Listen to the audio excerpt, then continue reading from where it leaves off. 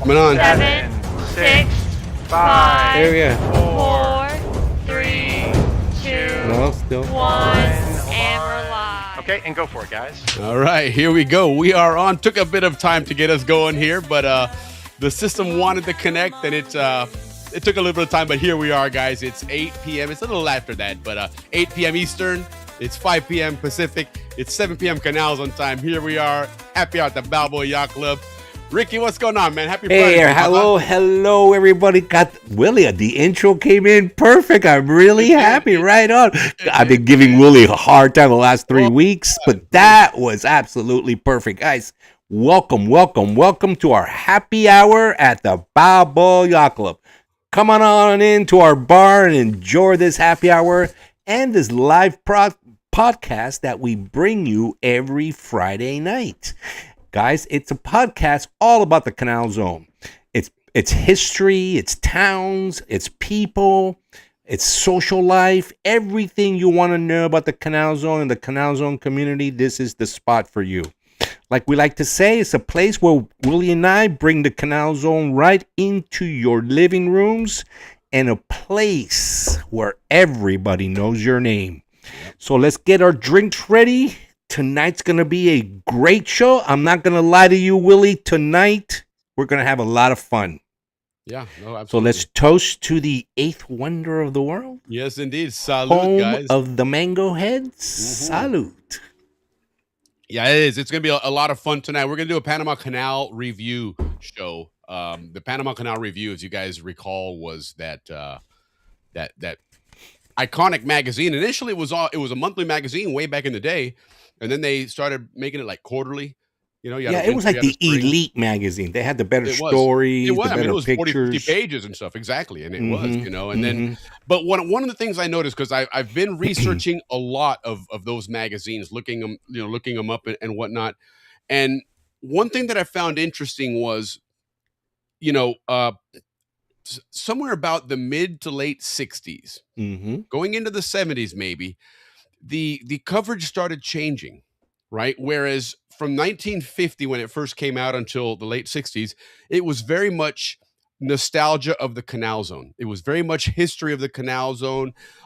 In some of these, as we're going to see later on here, they award people that were, part of the canal construction in some of those eras, because you think, in 1950, you had somebody that have been 30, 40 years in the zone. Man, they were around when that thing first opened, So, but in the 60s or 70s, it really started to change to become more, I don't even know what the term is, maybe cosmopolitan or something, but you started getting stories of overseas places you could go visit, Costa Rica, South America, and it kind of lost that same feel or nostalgia that you had, in the prior issues, which at the time, maybe it made sense to them. But, looking at it now, as you're looking through the history and going, hey, man, this is the old Canal Zone, and reminiscing, you really do notice a change in the storylines. And so what we're going to do on ours, for the most part, is focus on those earlier issues, because it's more historic Canal Zone. Which like is 1943 or something like that? Well, I mean, like, for example, some of the articles that we're going to reference here are from 1954. 1954, yeah. But if you think somebody that's there, and like I said, we're going to show you here where somebody that had been in service in the zone now for 40 years. But you know what happened in 1943, though, in the Canal Zone, Willie? We Quite went from left-hand driving to right-hand driving. Yes. And believe it or not, there wasn't any major incidents for the stuff that I researched.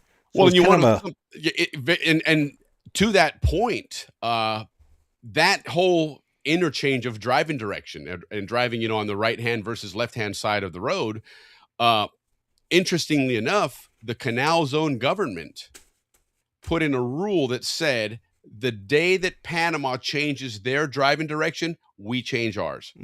So there was never any confusion. All of a sudden, you're like, oh my God, you on cross, one side, you cross Frangipani, and next thing you know, you're on the wrong side of traffic. So that was interesting. That was. But really the way it was so seamless, how they did it was really cool. Yeah. Hey, you know what else happened today in history, Willie?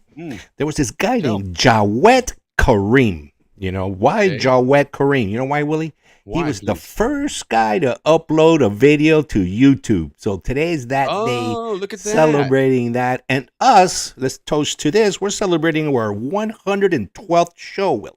Right on. How about that? Right on, 112. man. How about that? Do you know that YouTube initially was set up as a dating app?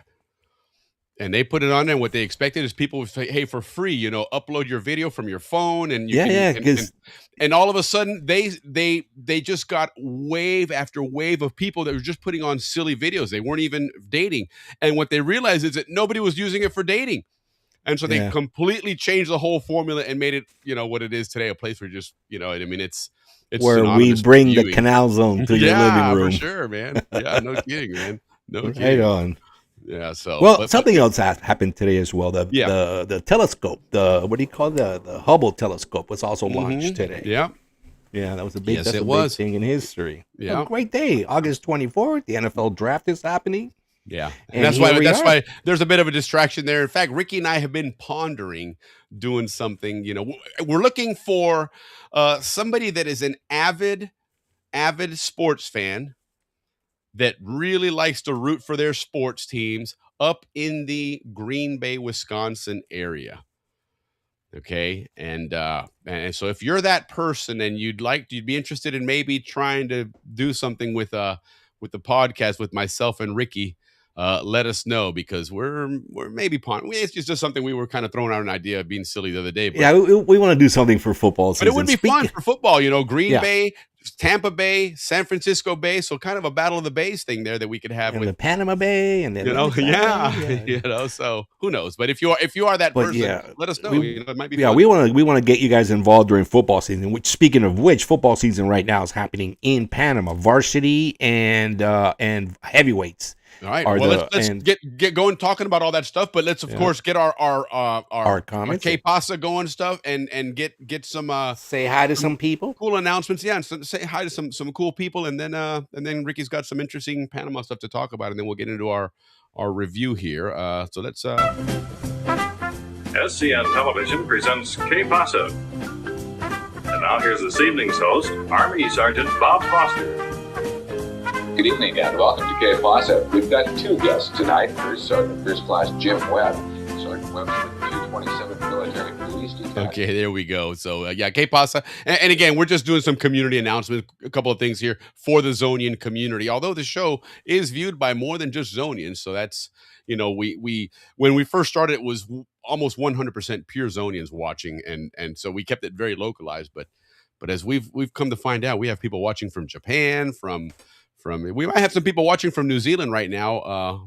It's Saturday morning over there, and some Zonians actually Indonesia. that are vacationing there, perhaps. They But get up yeah, we have early people in enough. Indonesia. We've had people calling from where was it, Lithuania? Carrie Leggett called from Lithuania. That was really cool. But anyhow, quick announcements. Remember, guys, May 29th, we're about a month away from that. That's the deadline to register for the Panama Canal Society reunion in Orlando, which is the 11th of July. So make sure that you register by that date. Otherwise, you can't guarantee that you'll get that room and at that rate. It's a great hotel. It's a great location. It's kind of pricey, but they negotiate a really good price there, guys. So make sure that you register for the society. You have to be a member, of course.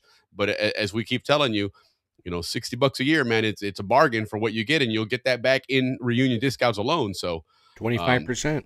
yeah, but there's gonna be a lot of cool events there. Don't forget the golf tournament. They're always looking for more golfers if you're interested in golfing. It's a nice resort. They have a nice golf course. If you need clubs, they have rental clubs there, so don't worry about that. Oh, that's cool. I you didn't know that. Yeah, absolutely. So, don't think that you might have to travel across the country with golf clubs just for one golf outing. But it is a good time. It's a great zoning golf outing. Golf was always a big zoning tradition. So make sure you check that out.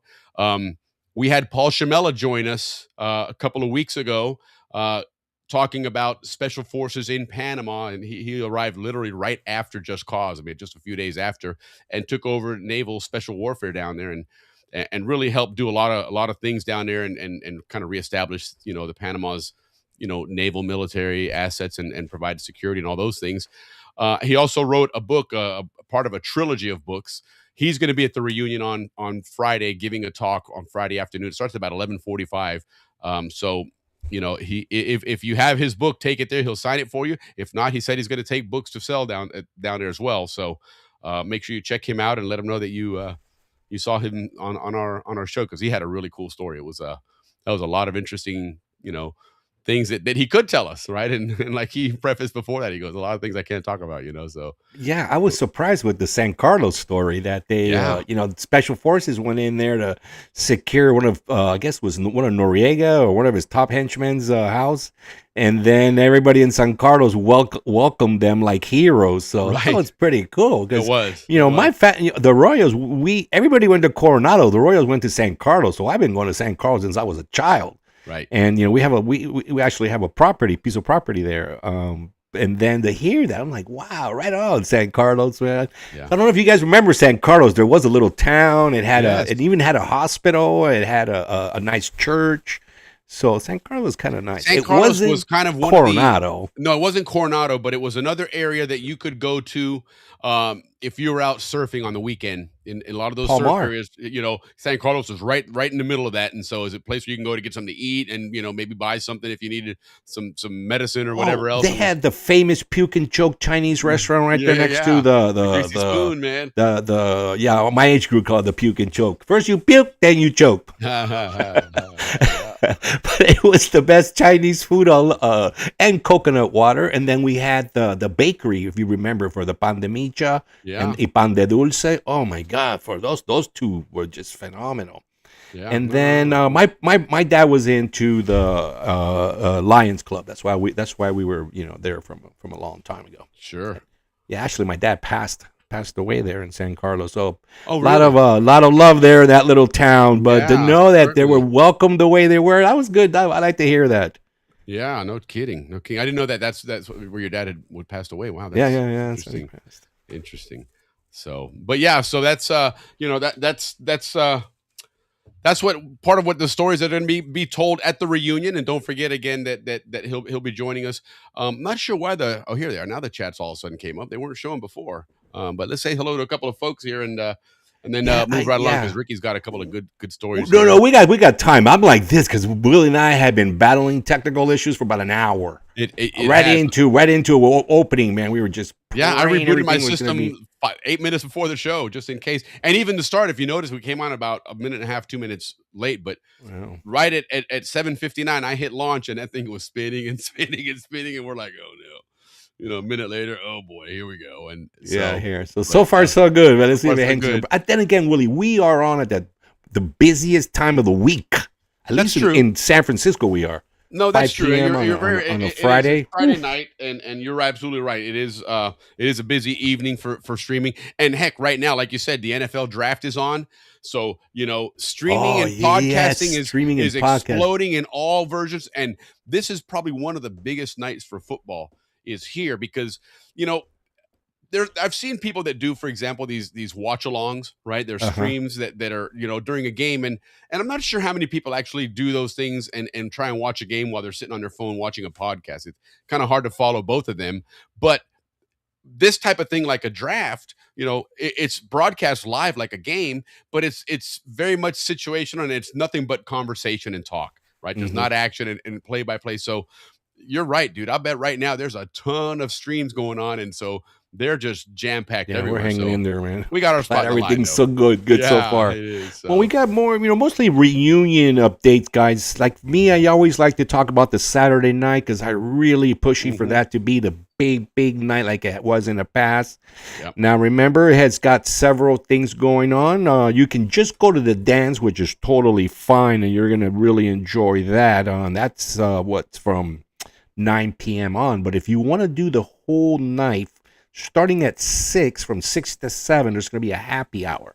Now, remember, it's everybody's semi-formally dressed. It's not really just, no flip-flops, shorts, that kind of stuff. They want to dress up. They just want to class look it up, good, man. look good, like prom night. Think of it as prom night. Yeah, for sure. Yeah, so 6 to 7 happy hour. A lot of us are going to be there. I know the whole class of 81 has their own section, so hopefully the whole class will be there. Then dinner will be served with by the way, every table gets a bottle of wine. Dinner will be served between 7 and 8 p.m.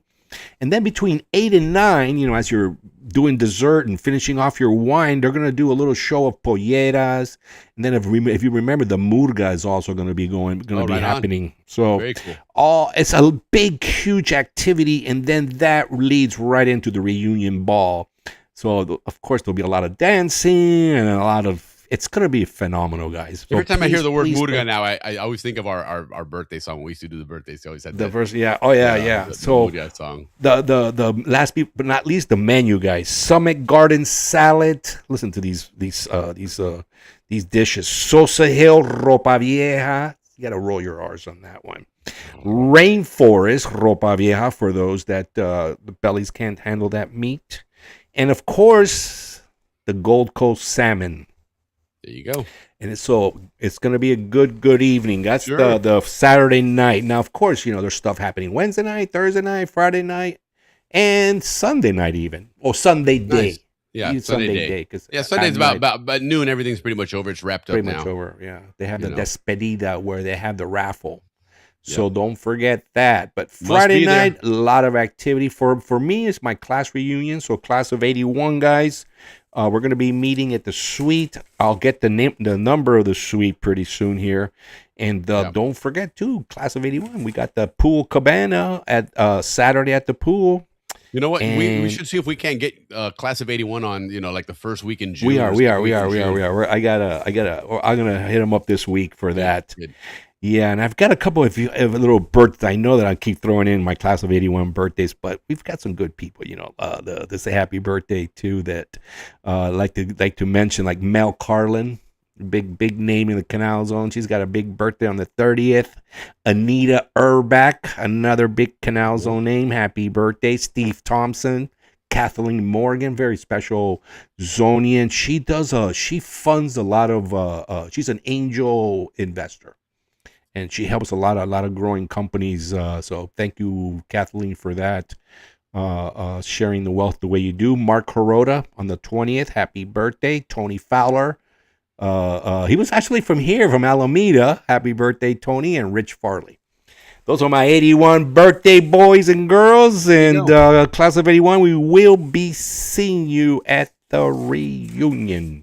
I almost feel bad that we don't have the birthday Murga. I don't have it loaded. Otherwise, I'd play it right now. And by the way, happy I birthday slip to in those Steve in. Winberg. He's also celebrating a birthday actually today or yesterday. So happy birthday to you and everyone else. Maybe we will bring that back. It was always fun. Yeah, to do we the try, birthday. but No, God, we're but, the shows are. We're trying to tighten the hour and a half to time 2 frame. hours. Yeah, We never do hour and a half. Our shows are 2 hours no matter what. So we're really trying to get to 1.5 hours, but we appreciate it. Our numbers still look good. Last week, the same numbers. So thank you for all you guys watching us. Yeah. Yep. Right, We'll say hi to a couple of folks here, and then Say we'll hi, yeah. and then get some of Ricky's bochinche going here. But We got great news. yep. Great news. Not Good gonna to see you, lie. Mark. Happy Friday to you. Mark Hey, is Mark. gonna is going to. I'm getting trying to set up a. The videos that I do, like the Howler Monkey videos and stuff like that. I've created a video creator platform for people that want to do this but don't have any experience, any background on it. It'll teach you how to do all those things, including music videos. And Mark, with his prowess at putting together tunes, is going to test it for me as somebody that's green at the video development end of it, and see if it helps him to develop a nice music video. So I appreciate you testing that for me. So if anybody else is out there that's interested in doing something with video, and you want to be a test monkey for me, I really appreciate it, because I'm trying to get this thing launched, and it's pretty comprehensive. I mean, you learn a lot of stuff about how to use AI to create compelling videos and whatnot. So, but anyway, let's say hi to a couple other folks here. Richard Barker in Fort Myers, not right on. Richard, if you don't are friends with Richard Barker on Facebook, this guy has a treasure trove of pictures. This guy travels around Panama all the time, taking pictures of the zone. And if not, he'll post pictures from previously in the zone back in the day. But he definitely throws out some really cool pics. Yeah, he's out my there. So, age. yeah. He's Richard's class a of good guy. 82. He was one of the Albrook Jets A guys. general, I think he is. Yeah, he's whatever he does, he certainly gets around, and he keeps us. No, I think he was a general. That's the right guy. Yeah, I think he We'll was have to either find lieutenant colonel or a general. One of We'll those. throw it Right out on, the Richard, chat, man. I man. know I played football with you. Salute, man. And I was going to do a thing on Wednesday night at the pool, but I didn't get my notes on time. So next week, And I know Richard Barker was involved with a lot of those games. Yeah, he played for the Jets, and then I think he played for Red Machine because he was still Yeah.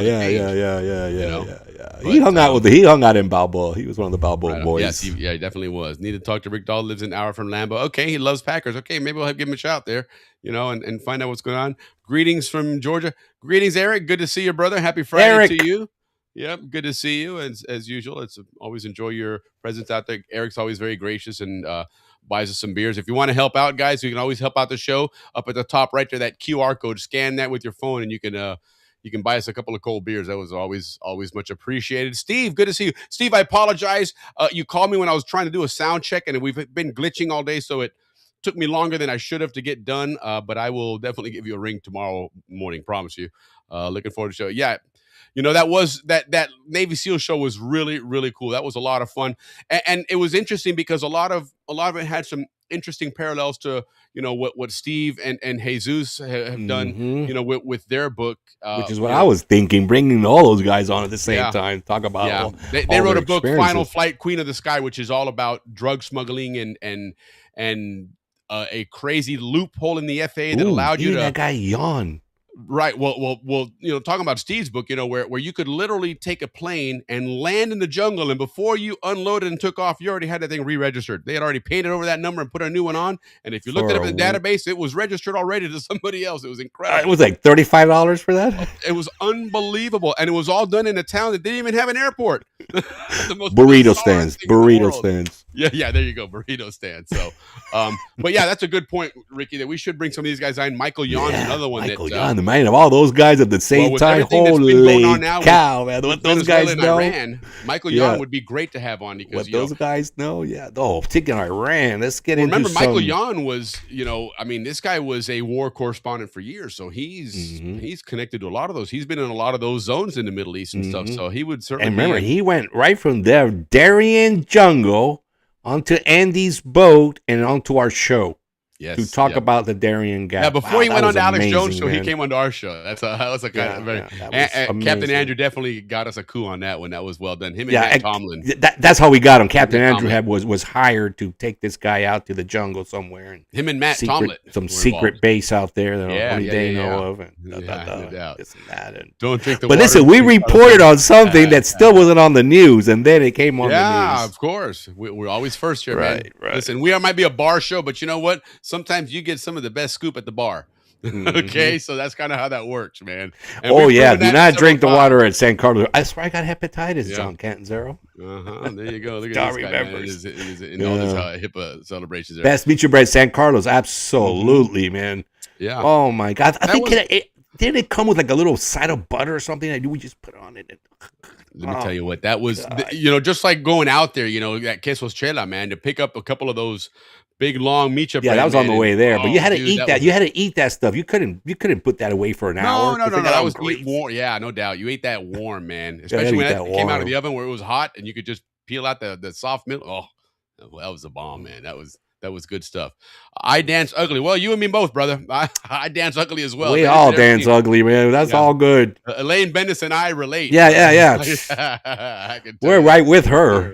Yeah, no doubt. Murga it is, man. We got to bring that song. I'll bring that back. We got to start doing birthdays again. We just got to, you know what? We got to get something set up where people can, because if I'm not friends with you on Facebook, I don't know your birthdays. And that's the only place I would get them from was ones, and they only let you know, not Zonians, they just let you know the ones that are your friends. So, a lot of people out there that I don't mean to miss your birthday. We just do. We'll be awesome. Right on.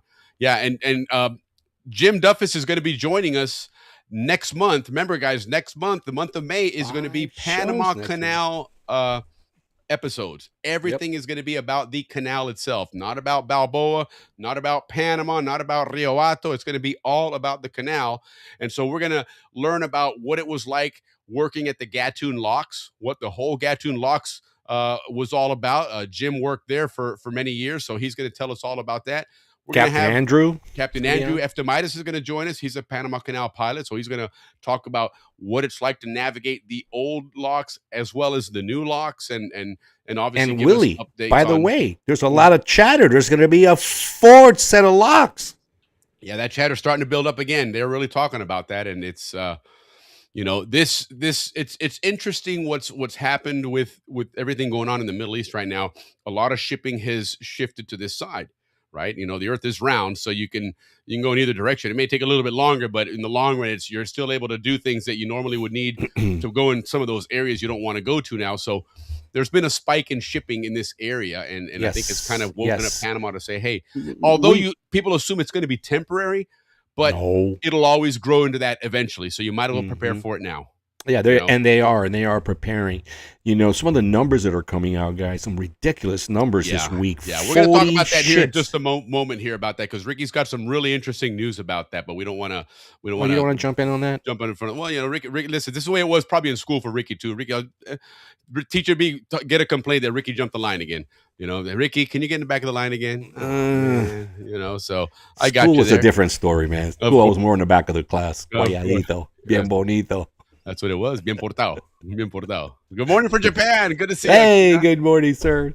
Yeah, I reached out to Akira the other day. They had that earthquake and they were tsunami reports. So I was like, hey, dude, hope you're okay over there. Hope you guys and your family are good. But they were in Tokyo, so it wasn't near there. So good news there. But love hearing from Akira. Like I said, it's not just a Zonian crowd anymore. We've got a lot of folks from all over the world that are watching and tuning in. Lori, I always tell you guys, Lori does the greatest reels. I don't know what it's called, or scripts or whatever. Right. She's got a future in acting. No, I don't know if you guys are following her on Instagram, but very, very well done. Her and her daughter-in-law. Nice. Yeah. Well, Lori, if you want to get into any kind of video creation with that stuff and you want to learn some stuff, let me know and I'll turn you on to that course that I'm launching out there and let you test it for me. So, remember soccer behind ball? Yes, it was Saturday. It was soccer was a lot of fun out there. Soccer for us in the zone wasn't as big, but then again, it wasn't that big in Panama, in the 60s and 70s. When we were growing up like it is now, right? But now, of course, it's absolutely exploded. And thank God. I mean, I'm a huge soccer fan. I'm going to show you something that I went last week to and ran into a Zonian at a soccer event, being a big Manchester United fan. So, but yeah, that was a lot. Listen, the zone, what we've learned about the zone is that they made sure that you were entertained. They made sure that people enjoyed living there, which obviously we can all attest to that. Government policy. 100% it was.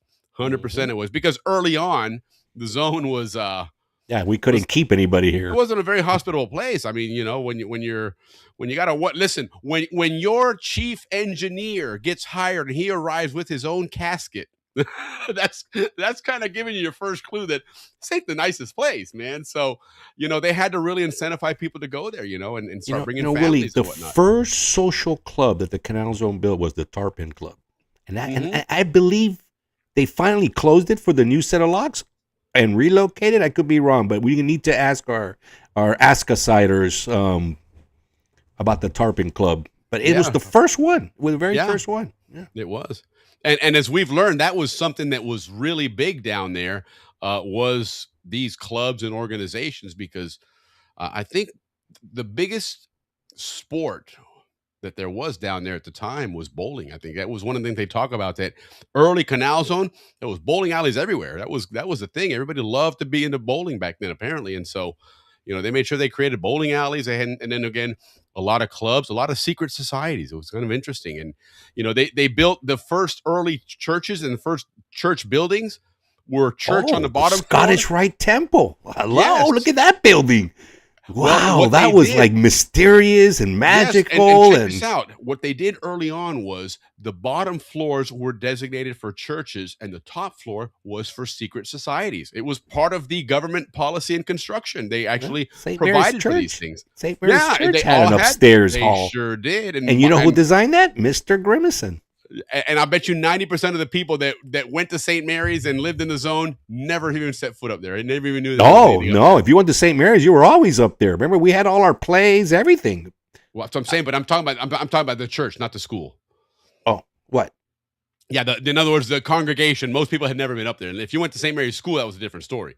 Because we went there during school and everything. We went there all the time, yeah. Yes, yeah. That was. No, I went to a couple of team parties up there, I remember. But, it was... It was interesting that the zone, that was a big deal. Part of it was, medical care was not that that great. Considering the strides that they made, it still was difficult, and it was still a very inhospitable place. And what they found was a lot of these societies really worked to help somebody out. When, for example, there wasn't any kind of long-term disability, right? And if you suffer a pretty bad injury working on the canal, you may be down and out for several months. You're not getting paid. And that's where these associations and these societies helped out, and they helped each other out. So you took care of your members. So it was something that was very encouraged. People joined a lot of these things just because you needed that, that fallback or that whatnot. So very, very interesting there. The Tarpon Club was down below the Gatun Spillway, so it was not anywhere near the locks. So new locks did not displace it. Okay, right I on. thought I heard that it was still around, but I'm not sure about that. Well, it makes sense from what he's saying there because it wasn't near the locks, so therefore the new locks didn't displace it. Yep. Right. I think the one that got displaced had to be the Gatun Yacht Club. Yeah.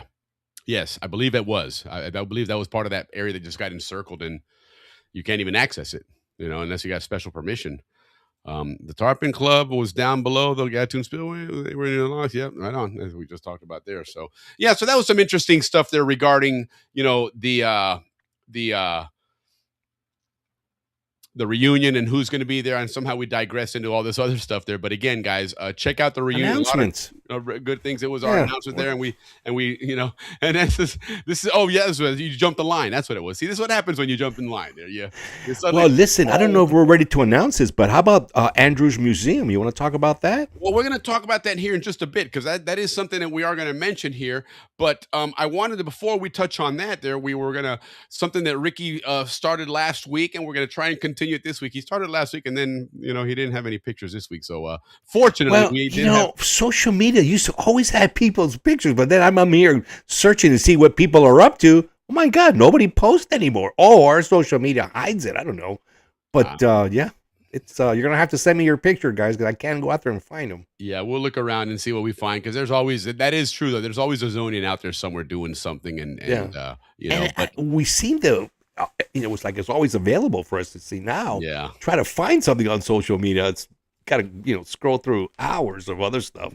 No, absolutely. Oh, you're very welcome, Akita. Absolutely, it's a pleasure to chat with you all the time, and we really appreciate you chiming in and saying hello. And so, it just, as soon as I saw that news, that was the first thing that came to mind. I wonder where Akita's at, and hopefully he's not near there. So good for you. And you know what I read is just absolutely interesting, kind of crazy in a way, that Japan, I think they feel like an earthquake every few days or something, even if it's a slight tremor. It's just a very, very, very active place. I could be wrong on the time frame, but it's very, very frequent. Most of them are very minor, but it's a place where, if the ground shakes, I think a lot of the Japanese are like, okay, it's another tremor, man. San Francisco's no different. We have over 300 earthquakes a year. Really? Yeah. Wow. So but I mean, like the ground shake all the ones. Yeah, we shake all the time. We have a tracker. It tells you. Today we had a 2.4. That's right, we had a 3.1. That's insane. That is absolutely insane. But no, that's interesting. So anyhow, Zonians around the world, because we do find some Zonians here and there, and they just happen to be a couple of Zonians in Tampa. Okay, myself and Kim Holt, Atlantic side, and then a little bit of the Pacific side towards the end there. But her older brother Richard Holt from the Atlantic side, great baseball player. Yep. Anyhow, her husband, Terry Griffin, is a Manchester United fan through and through. In fact, I'll tell you, if there's ever, as Zonians, we are not envious of anybody's childhood, because we could certainly argue that we had the best childhood in the world growing up in the Canal Zone. But if I didn't have the option of growing up in the Canal Zone, her husband, Terry, who's in that the picture on the top there, he's right behind me to my right there. His dad worked for Manchester United, and so he was a ball boy, growing up with all these superstars, and he was on the sidelines handing him the ball for throw-ins and things like that. So, I remember when I first met him, we happened to start talking about Manchester United, and man, when he told me that, I was like, wow, dude, what a great childhood. If there's ever another childhood other than being a Zonian that was awesome, it would be that, because I'm a huge United fan. So, but anyway, last week in Tampa, there was something called the Fan Fest. And this is something that NBC Sports puts on about 5 or 6 times around the country for fans of the Premier League soccer, which is really, really big now. And NBC, covers all the games. And so it was really cool to see so many Manchester United fans, in this place here. And it was cool to run into Zonians there. So that was a lot of fun. Kim and Terry are going to be hosting and maybe I shouldn't say that if she hadn't invited people, but Panama and England play on the 27th of June for the World Cup, and they're going to have people over for that. So that's going to be a lot of fun. That's coming quick. June yes. is just weeks away. I got to get my passport renewed, man. I am running out of time, dude. I'm procrastinating like a some bitch on that, man. But anyway, Ricky, what's going on in Panama? Wow. Well, first, I mean, there's a lot going on. First, I do want to throw out a little bit here. You want to do the museum a little later, you said? Yeah. We'll talk about that here in just a bit. All right. Well, guys, the big news has been two things. The bridge, the Bridge of the Americas, a.k.a. Thatcher Ferry Bridge.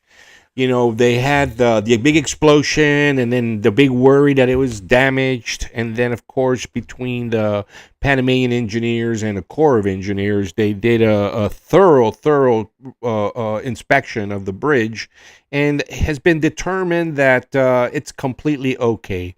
The bridge has been built like Will said, like a son bitch, stronger than heck. Yeah, American built, so to speak. Yeah, but they're running tests now. Some of the end results have been that the structure is for sure is no problem.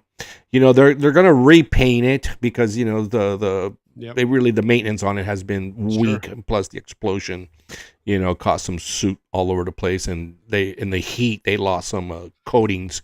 So they're going to repaint it, and then once the new bridge is built, and then they're going to not necessarily just the surface, they're going to redo the whole deck. Okay. So take out the existing concrete deck and put in a new one, and then of course resurface it. But from here to there, they're going to be resurfacing it. The deck is fine. In essence, rebuild that thing. Which is good because at one point, Willie, they were just ready to tear it down that quick. Now they realize, wait a second, we can't. We need these bridges. No, the growth of the country requires those bridges to all 100%. Be operating. And that would have been devastating if they had deemed that bridge damaged to the point that you're going to have to just tear it down and start over. God, you're talking 5 or 6 years, best case, before you could have a replacement up. Because they're still working on the other one next to it, and that's been several years. So yeah, I don't know about 5 or 6, but yeah, I hear what you're saying. Oh, I would think but so. We got lucky. But then again, that was we got lucky. And the worst thing is that they haven't even stopped that company from continuing to do the same thing. Of course not. That's amazing to me. So, anyways, they closed the bridge down for what? So, what they've done is they've put in these like motion sensors, stress sensors. Okay. Like absorbers to see how the bridge behaves with the weight. Because believe me, a bridge doesn't stand still. A bridge is constantly moving. Yep, that's right. So they're putting all these monitor devices all over it, and they're calibrating it right now. So last night they closed it for a couple of hours, and then they're going to close it again. And then they ran some tests. They're going to close it again Saturday, 2 a.m. to about Sunday, 10 a.m. Sunday. So what is it? It's about 4-hour closing between Saturday and Sunday. Right. Really late at night. So it's actually between 10 p.m. and 2 a.m. That's what it is. So after 2 a.m. you'll be able to get back on the bridge, and again calibrating it, making sure that the monitors they're putting in there are properly set to keep an eye on this bridge. So that's really good news for. So in essence, it's getting an upgrade. Yeah, an upgrade, and then the big thing is consumer confidence. People need to get back on that bridge, to feel like it's not going to fall down. Yeah. So I think bringing in a Corps of Engineer, that the consumer confidence part of it is going to. Yeah, that's a smart move. That's a smart move. And then since they're there, the president's like, well, let's look at our water issues that we're having. While we're here. Yeah, while we're here, you guys are pretty good with water. Let's figure out a big water plan. So Panama's doing a big water, like a 25-year plan of all the water. Because one thing Panama has is a ton of water, but not managed like, baby can do a little better than that. Like I said earlier, there's talk now of fourth bridge being considered, and and the reason is supply and demand. The things that are going on in Russia with Ukraine and the Persian Gulf has knocked out a lot of places where you can buy oil and gas, and the places that are selling oil and gas are closer to the locks. The demands on the Asian market, so to get from the Atlantic side to the Asian markets, you got to cross the canal. So that's what they're talking about. The reason why they're talking about the fourth lock. Now, big discussion started already in my chat group. How long is it going to take? Between some of the people in that chat group, which includes engineers, captains, you name it, we're all in there. Some people say between 5 and 8 years to build a fourth set of locks, because most of the approaches are already done, the depth's already there, so truly it'd just be like almost just built locks. But we're right next to it on the west side. So we know there's a fourth lock coming to the canal. We know traffic now is up to 40 ships. We've been telling you guys 40 ships what the numbers are a day. Wow. Impressive. From 32, from actually 28 from the pandemic, right, and the El Nino issue, up to 32. I think last week or 2 weeks ago we informed you it was up to 36. Now they're up to 40. Nice. 40 ships going through. Wait time is between 6 and 7 days. The canal, ACP already brought out the numbers. The water, we have plenty of water going. We're actually going into rainy season, so that all works out really nice. Now, Willie, with all this new demand, right, going through the canal, they have this, the way you go through the canal is they have like a bid. Okay, right. If you want to go Sunday at 4:00, let's put a bid out, right? And everybody puts out a bid. All right, I'll pay $20,000 to go through. I'll pay $25,000. Well, Willie, guess what one person paid to get through the canal? Oh, I know. I'm not taking guesses. I know. $4 million to get to the front of the line. That's basically to buy a fast pass. $4 million. Yeah, how about that, huh? How about this? So let's, win-win for Panama. And then last week I was looking at the numbers about that 6,000 number, and that was because I couldn't believe it. Right. Up till today or yesterday, 6,288 ships have crossed the freaking canal in 2026. Wow. I mean, how many days so far in the year? I mean, it should be easy to find, divided into that. We just started the second quarter. That's an amazing number, man. So right on, canal, running smoothly, no problem. Personnel's there, water's there, everything's there, and the cash register is working to perfection. Mm-hmm. Yes, all right. So we got bridge, we got canal, now we got the ports. Oh my God, the ports. This one's a little long, guys, because I got to take you through the whole scenario. All right, so we all started, with we all know what happened there, right at the beginning. So, after the Supreme Court was looking at the case, if you guys remember, it all started with the Chinese warning us, right? The whole country, truly, right, warning us that you're going to pay a heavy price, right? And we kind of responded, non-confrontational, say, hey, this is the Supreme Court, let them do their stuff, right? That was the first round. And then the thing went through, right? They lost the case, and China's first escalation, which is normal, the lawsuit, right?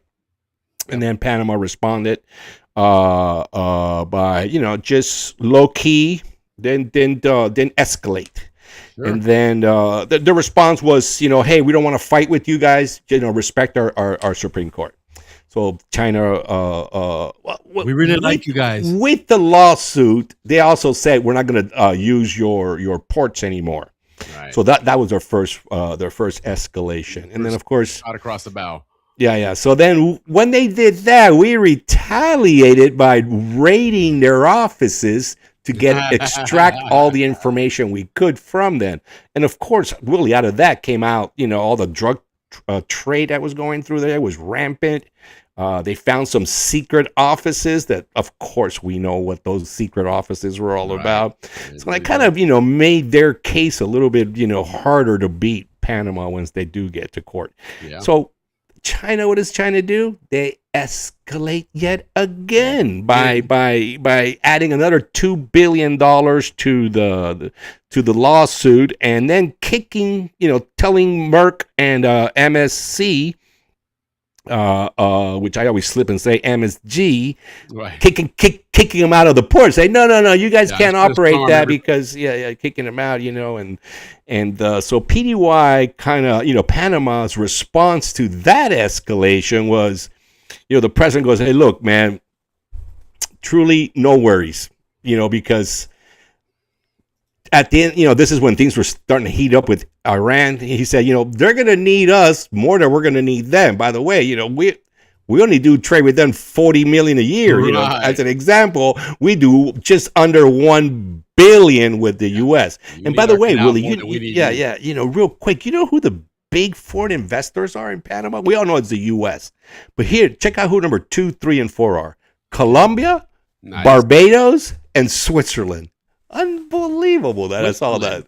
Yeah, Switzerland. Wow. And by the way, my cousin's the Panamanian ambassador to Switzerland. Oh, very nice. I would assume Switzerland's probably a lot of pharmaceuticals, because Switzerland's big. It has to be the pharmaceuticals. Yeah, I guess I can ask my cousin, Natalia. Yeah, I bet that's Aristides' daughter. Well, then, so then, China gets upset for this response, that Panama's like, hey, because we're just a tiny little country, and China's the second world power. Right. So the Chinese like, what do you mean, no worries, right? Well, so Britain's a great example that size does not always determine it, because Panama's right. Well, we're location, right? So they escalate even more. We're talking. This is the third escalation now.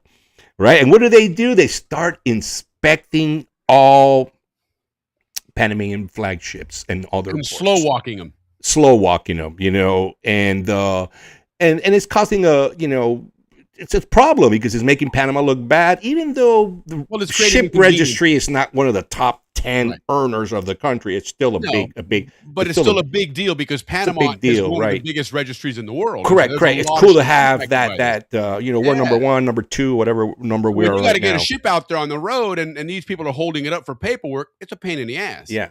So now Panama escalates. Responds, doesn't escalate. Responds by getting a coalition together, which is what you mentioned last week, Willie. Yep. Of course, if all the users of the canal, they got together and said, look, you guys, Chinese, you're not doing anybody a favor. You're actually hurting yourself more than you're hurting anybody else, because truly it's your products, that you're coming out of your ports that you're holding back.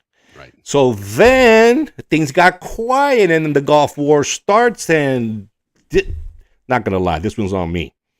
I think that the next escalation was in the Gulf War. If you guys recall, I don't know if you guys follow geopolitics, but Iran recently boarded a cargo ship, or a petroleum ship. Yeah. And the petroleum ship was owned by Panama, and was registered by Panama and owned by MSC. Of course. We're bochincheros, so that's all we are here. Yep. We just did it. We just call it. So no, I think I thought, Willie, that's an escalation. That's just letting us know one again that they can hurt us in many different places. Without a doubt. So that is what's going on with our ports, man. Little Panama's taking on the big Chinese giant. No escalation. We're trying to keep it cool, but that's that. Yeah, no, absolutely. Yeah. Yeah. All right. Let's get down to some good social stuff. Willie, there is this podcast. Anybody got any questions? Throw out your stuff out there. So I'm going kind of fast through this. If you have any questions regarding the ports, what's going on, just let us know. I think we're going to kind of wait to see right now how it's all going to play out, because there's a lot of stuff. Right. We got to wait and see. But every week it's an escalation of the Chinese. They're getting more and more upset about this. All right. Let's get into the nicer stuff. Willie, there's this podcaster with Zonian blood, Que Sopa, like What's Happening Brian is his name, and he's doing a really good job, and he's getting a tremendous amount of followers. And the reason why I'm mentioning him, Willie, is because he had this guy come on, and this guy brought in I was watching, brought in a lot of viewers. I think he's either an actor or something from like David Chiriqui or something in that area, up in that area, and he asked a really great question. He asked, what happened to the Zonians? That was his question on the podcast. Caught me by attention because normally people don't ask that. They ask about the canal, the history, the law. Sure. But and he was saying, they're so integrated into our society. What happened to them? And I'm like, wow, this is from a guy from far away. He actually mentioned, which is a great idea in my opinion, is there should be a museum of how the Zonians lived, like a house, so that people can go inside what a Zonian home. Well, I heard in Fort Clayton, I heard they've preserved some quarters there that are like that. Well, I think the same thing with Gatun and a few other, and and so they were talking like what do you think would identify a Zonian home? And the guy was going, well, they like to frame all their all pictures of the Canal Zone, which I'm like, yeah, that's true. We all had that. He goes, they also like to have molas all over the place. I'm like, yeah, that's true. But just got my attention that a show like that truly has nothing to do with the Canal Zone would ask that question. Right. What happened to the Zonian? So that kind of leads us into, well, it shouldn't lead us right into the museum, but God, I'm really dying to talk about his museum because it's a cool, great thing that Andrew's doing there. All right, let's get to the expat community, which is very important for a lot of people, especially my age group. Forbes, once again, a lot of magazines are coming out with this. Number one expat place to retire, Boquete. Once again, number one in the world. Now, before it was number one in the region, then number one in the Americas, now number one in the world. So Boquete, sorry, but you guys are going to get inundated. Well, and speaking of Boquete, Coach Cotton, our Balboa Rams Coach Cotton celebrated a birthday this week, 84th birthday. Happy birthday to you, Happy Coach birthday, Cotton, Coach. Boquete. And I know he's up there. He's up there somewhere. He's either Volcan or in Boquete. Cerro Punta or he's in Boquete and Texas. Right on. Yeah. Well, listen, they're promoting why Boquete? Weather. We all know that everything's in the low 70s. Yeah. Coffee, organic food, pristine water, jazz and blues festivals, flower festivals, and the most amazing Airbnbs on the market right now.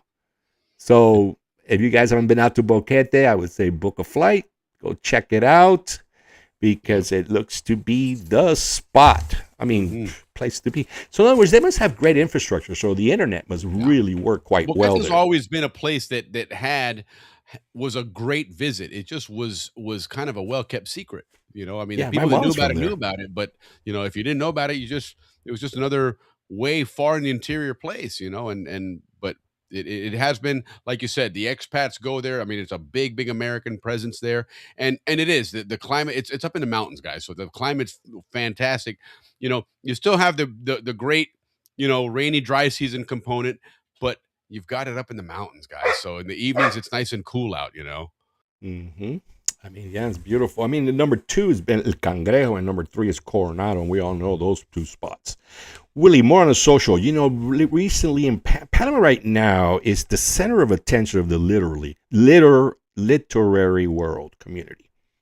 I mean, Panama does a lot to promote art, but not just for Panama, but regionally.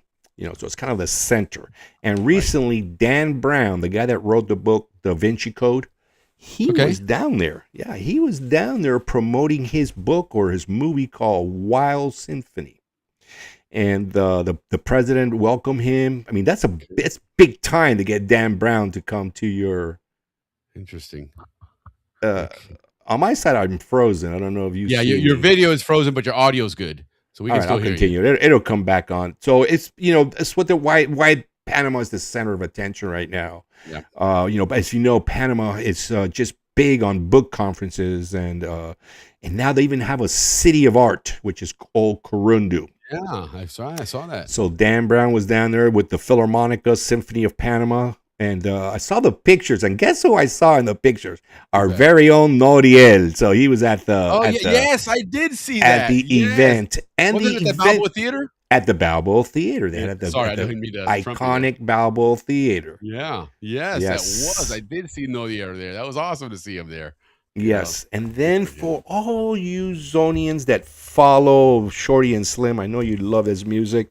Well, I'm not sure if this is one of his the guys that he likes to follow, but in Panama, there's a very, very iconic calypso band called the Beachers, and they were honored by the National Assembly for 60 years of playing calypso music to the Panamanian people. 60 years. That's amazing, man. Amazing.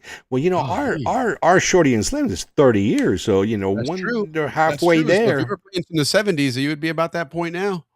Yeah, so they're called the Beachers. Wow. So if you guys can look them up on YouTube, check them out. They're a iconic calypso band from Panama. That's really cool. HB lets us know, and he told us last week actually, but I'm going to repeat it because this is important, which ties into the museum as well. Willie, big industry developing and again, our captain is part of this as well. Developing in Panama is the cruises, cruises. which we know as the half transit cruises. Yes, partial transit. Or I think they call it half transit. It's the Zonian terminology from the dictionary. But that's big now. Everybody's doing that. There's a lot of boats going across the canal, and Friday nights, big thing, just like it was in the 50s and 60s. But the people now, which HP is doing, is providing. They're doing the history of the canal days and the construction days and the early Panama days. So it's a big business now in Panama with the cruises to talk about canal history. So right now, Panama's in everybody's minds, and then within Panama, the canal zone's in everybody's minds. It's interesting how the timing of this is all, it's with everything that's gone on recently and China now getting kind of moved out of having so much influence in Panama. And I've said this before, and I'll say it again. I think that they did purposely try and kind of erase the canal zone in the American, history. I noticed it when I went back after 10 years. I noticed that. It's nice to see that, and who knows, maybe we can take a little credit here because the era of podcasting about Panama and canal zone and that history seemed to have kicked off about 2 years ago, which is about the time that we kicked off. So there's either we timed it right or but there's a lot about of the canal. Yeah, there really is. It's a lot of history going out there now, and which is a lot of fun. It's great to see it. It's great to see, that it's recognized as something that's. I mean, look what it's done to Panama, right? Panama would have been a province of. It's funny. I was going through an audio overview that I created on Notebook for some excavation stuff, and according to a lot of research, it really was up to this one Senator Han, I believe was his name, from Missouri, that really, suddenly shifted from this canal being built in Nicaragua, and Panama would have been a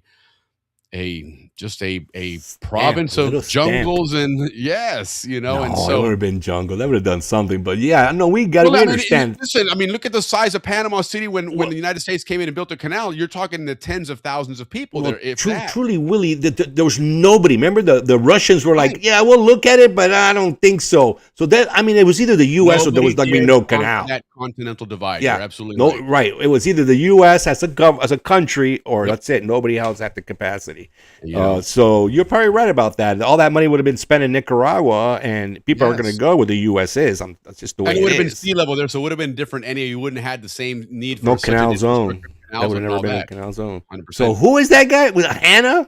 Yeah, I think it was Senator Hannah.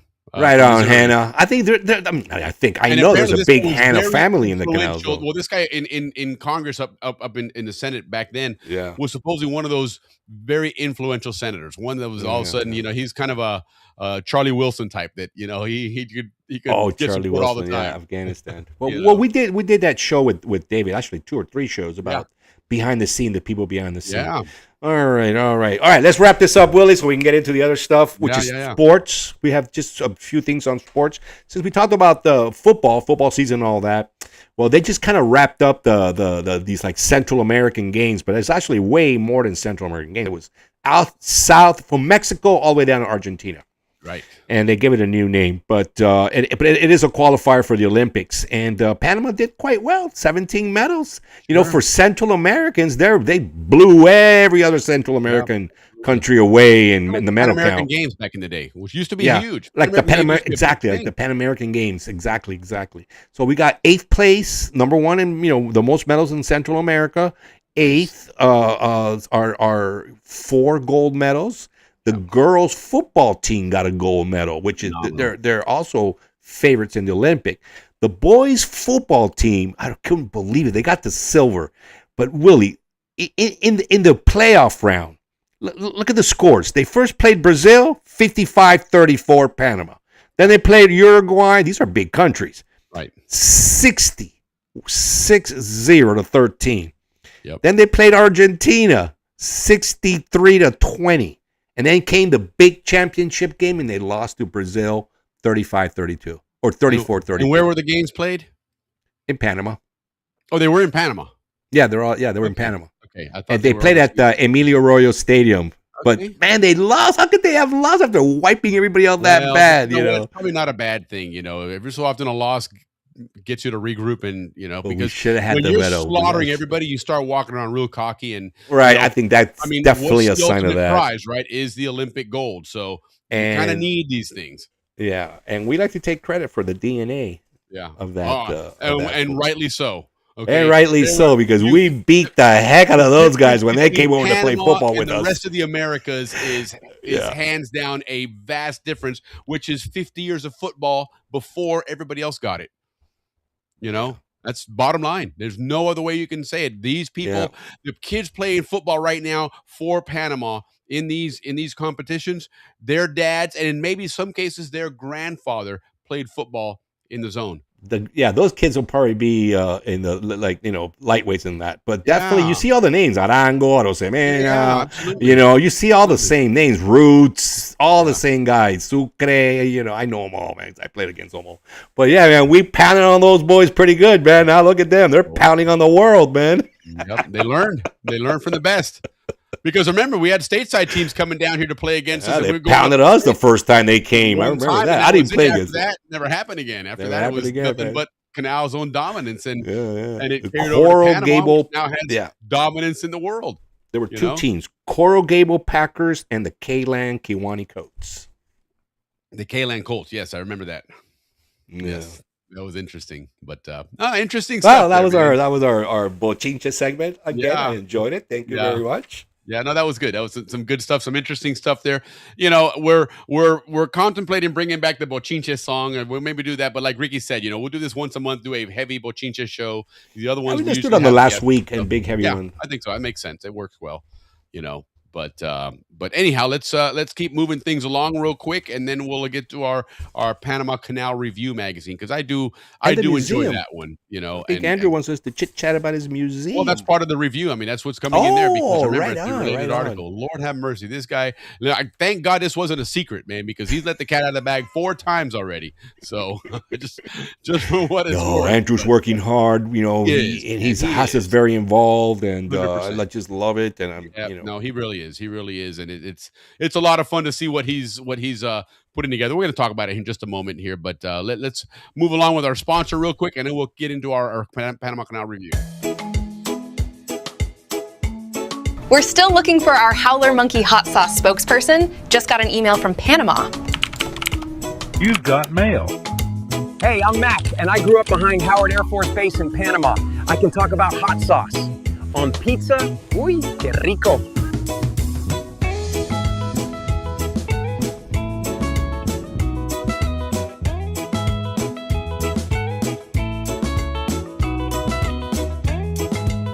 So I just miro la camera and say, I'm Mac.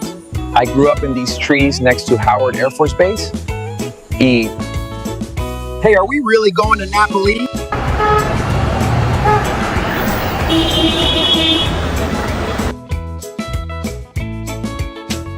And let me tell you, the flavors of ají chombo, garlic, and onions, they each hit you one at a time, and it's so delicious. Howler Monkey Original brings the true taste ají chombo of Panama to your pizza game. Do you know a howler monkey who can describe the sweet heat of our original with authentic ají chombo peppers, or the fresh punch of verde where habanero warmth meets crisp bell pepper? How about the bold tang of Amarillo, yellow Scotch bonnets blended with mustard seeds? And of course, our hot, the same great flavor as original, fired up with red habaneros for that fire. Our sauces are all natural, no preservatives, gluten-free, pure flavor and pure fire. Are you the next Howler Monkey spokesperson? All right, there we go. So hopefully that's the case. By the way, Chris Jeffries, he's probably in the air right now because he usually chimes in, but he was the winner last week of our trivia and got himself a 4-pack of Howler Monkey sauce. So let me know which is your favorite one there, which one you like the most. Like I said, I've always liked the yellow, that Amarillo's fantastic, man. It's got a great flavor to it. It's got a great body to it, and it's not overpowering. You know, there's some of these hot sauces to get out there that, you know, the bomb and nuclear. Yeah, I got some from Panama. Those are hot, man, down ridiculous. there. You know, what's the point? You know, Andrew got me a whole bunch. If you're gonna use that type of hot sauce, you know, cook cheap food. You know, don't ruin a great like a fillet or something on something like that, because you're not going to taste the food. You're just going to get fried into your mouth. So throw that shit on a cheap McDonald's burger or something. That's because you're not going to taste quality food there. But this stuff here does bring out a good flavor, because it's just enough to pique that taste, you know. And I mean, there's some fire to it. That red one does have fire, no doubt about it. But yeah, they have some good flavor. They're all, like I said, they're all natural. You know, you definitely got to shake it up, man, because it's when you take that thing out and you look at it after you've opened it and you see all the stuff settle at the bottom, you realize, man, there's some good stuff in there, right? And there's not preservative, so, you know, but it's good enough that you'll use it quickly anyway. So, but Chris, enjoy it. Let us know what your thoughts are and whether you're enjoying it or not. So. Yeah, and that was fun, though. I'm glad we got that all worked out, and we had great participations, like 9 or 10 people, so that was cool.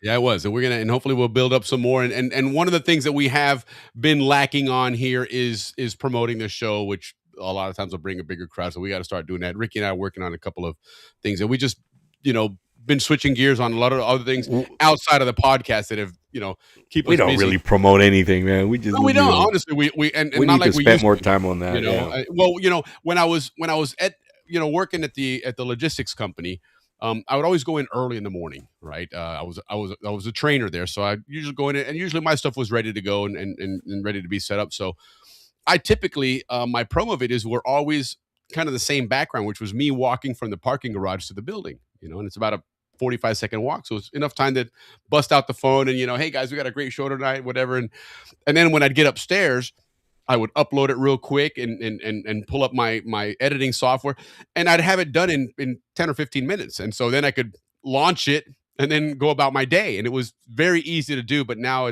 you would think that working at home you have more time, but it doesn't seem to be the case. So, you know, if we do, though, we can certainly get more people to watch, and which would be fun. But always, guys, so don't forget, hit subscribe and hit like and all that. That helps us out a lot. You know, if something comes out, you know, one thing that Ricky and I have made a commitment to do is start taking our old shows and putting together some short videos out of them to put out there, because there's a lot of cool, fun information, maybe some fun moments that you put enough of them out there and people are like, oh, I want to watch this show. That sounds pretty cool. That looks pretty fun. So yeah, cool.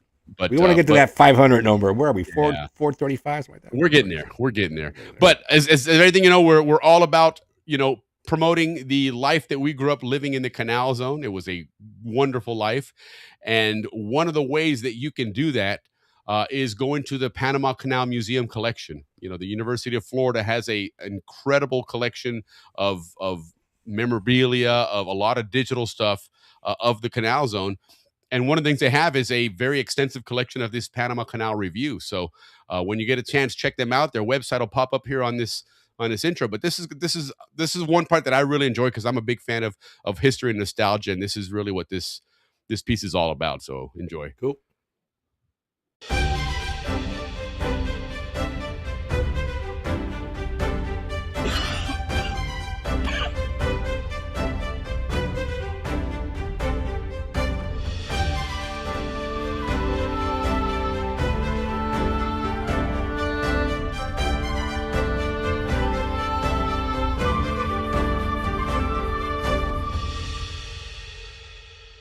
There we go. That was the Canal Review. That was always a cool magazine to get. I remember when we'd get it at home in the zone there, and if you it always had great photos in it, great pictures, a lot of historical stuff, and like I said, prior to me, being old enough or even being born, they were very much historical. When I was looking at them, they were more of a almost a Very cosmetology. colorful. I remember that. That's one thing I extremely remember about them. Yeah. Yeah, and like on the image you see here, it's just a bunch of scattered different covers of the magazines, and that was one of the things that was very iconic about them was their covers. They were all, Mhm. even the cover itself had a message, something that was going to be in that episode or in that volume that was always really fun. But anyhow, so first thing we're going to go over, and this is kind of interesting. This one just came across by accident. What I've done is I've gone through the collection, and we want to do it by months, right? Month of April. So we just went through a lot of different Panama Canal Review magazines for that month of April. Later on, after the mid late 60s, it started to now be less of it wasn't a monthly magazine anymore. It was I think it was quarterly. I think it was and then from there it started being twice a year, and but again, by then it didn't have the content that I'm looking for, so not that big a deal. But looking at April, this is what I first came across was in the 1954 April Panama Canal Review. There was an article there of the legacy of the canal builders and the 1954 honor roll. And there was a dozen people listed on there. And as I start going through the names, lo and behold, I come across the name Gregor Gramlich. Yeah, I remember that name. That's a Balboa Ram, the football name. Yes, absolutely. And I was like, wow, isn't that, and Gramlich is not certainly, or Gramlich, depending how you want to pronounce it. It's not a common name, right? Fastlich, Gramlich. Yeah, right. Exactly. There you go. And so I reached out to Greg Gramlich. He didn't respond. He's not on Facebook very often. If he posts once every. He was a serious kid. I remember that. He was a serious kid. Yeah. Those guys weren't. Yeah. But his sister Jeannie, she's on quite a bit and whatnot, and she congratulations, Jeannie just got married. Her and Renee Tiger Acuna, got married. They're actually on their honeymoon right now in New Zealand. So enjoy your honeymoon out there. Good morning to you guys. But I messaged them and said, hey, I came across this. Is this a relative? Is this family? And she came back and she's like, oh my God, that's my great grandfather. I was like, how cool that is, So it was just a fun little connection there to see that her great grandfather was mentioned in 1954 on this honor roll.